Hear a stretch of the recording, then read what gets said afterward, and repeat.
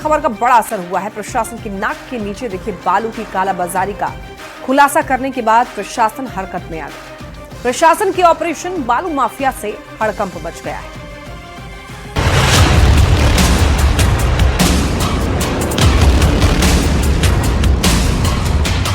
News 18 ने कल ही आपको दिखाया था पटना में पीले सोने का कैसे अवैध कारोबार चल रहा है। बालू माफियाओं का नेक्सस किस तरह फल फूल रहा है। प्रशासन के नाक के नीचे कैसे बालू की कालाबाजारी हो रही है। न्यूज 18 ने आपको बालू की लूट की ग्राउंड जीरो से तस्वीर दिखाई। अब न्यूज 18 की खबर का बड़ा असर हुआ है। देख लीजिए पटना की ये तस्वीरें। अवैध बालू खनन और पीले सोने की लूट पर कैसे करारा प्रहार किया गया है। प्रशासन ने ऑपरेशन बालू माफिया का बड़ा अभियान शुरू कर दिया है।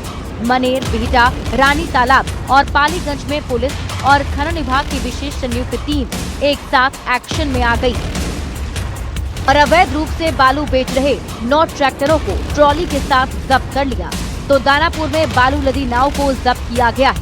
लोदीपुर और ब्यापुर गंगा नदी घाट पर अवैध तरीके से बालू खनन की सूचना पर पुलिस ने छापेमारी की।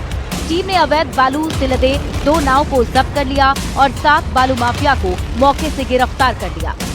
जो नदी नाव के माध्यम से लोगों के द्वारा अवैध बालू का खनन और उसका ट्रांसपोर्टेशन किया जा रहा है, उस पे की गई छापेमारी। उसमें हमारे द्वारा 3 नाव पकड़े गए थे, जिसमें से 2 नाव को जब्त किया गया है। बिहार में सख्ती और चेतावनी के बावजूद भी माफिया पर नकेल कसना बड़ी चुनौती है। न्यूज 18 के लिए दानापुर से अमरजीत कुमार की रिपोर्ट। बालू के पीला सोना बनने की कहानी क्या है, आइए हम लोग समझते हैं। देखिए, पानी के बाद सबसे ज्यादा इस्तेमाल होने वाला प्राकृतिक संसाधन बालू और कंकड़। अब देखिए, दुनिया में हर साल कंस्ट्रक्शन में कितना बालू और कंकड़ इस्तेमाल होता है, इसके बारे में आपको बताएं। 50 बिलियन टन। और बालू के पीला सोना बनने की जो कहानी है वो हम लोग समझ रहे हैं। तो देखिए, जैसे जैसे कंस्ट्रक्शन का काम बढ़ा, बालू की मांग भी बढ़ी और मांग बढ़ने के साथ ही बालू की भी कीमत जो है वो बढ़ने लग गई। बालू में सरकार को भी बड़ा मुनाफा दिखने लगा और इससे क्या हुआ, खनन के पट्टे, लाइसेंस और नीलामी कमाई का जरिया बने। बालू के धंधे में देखिए बड़ी बड़ी कंपनियां भी इसमें शामिल हो गई और शराबबंदी के बाद बालू खनन सरकार के राजस्व का बड़ा जरिया बन गया। अब हम लोग इस खेल को समझ रहे हैं कि बिहार में बालू खनन जो है वो किस तरीके से होता है। बिहार में कितने बालू घाट हैं, ये हम लोग आपको बता रहे हैं। 635 बालू घाट हैं। और बिहार में कितने जिलों में बालू का खनन होता है, तो इसके बारे में आपको बताते चलें। 35 जिलों में बालू का खनन होता है। और बिहार में बालू खनन के बारे में हम लोग आपको बता रहे हैं, तो आपको बता दें कि 35 जिलों में देखिए खनन 2 दर्जन कंपनियों को खनन का लाइसेंस मिला हुआ है। अब कमाई के बारे में बात करते हैं। बालू के कारोबार से कमाई कितनी होती है? 2022 से 23 का जो आंकड़ा है वो ये कहता है 2650 करोड़ रुपए की कमाई इसके जरिए हुई है।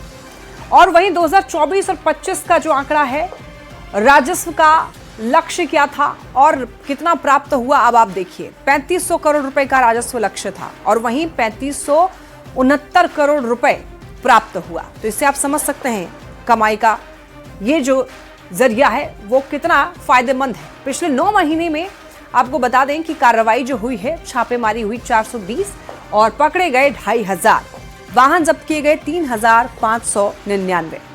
आप समझ पा रहे होंगे ग्राफिक्स के जरिए।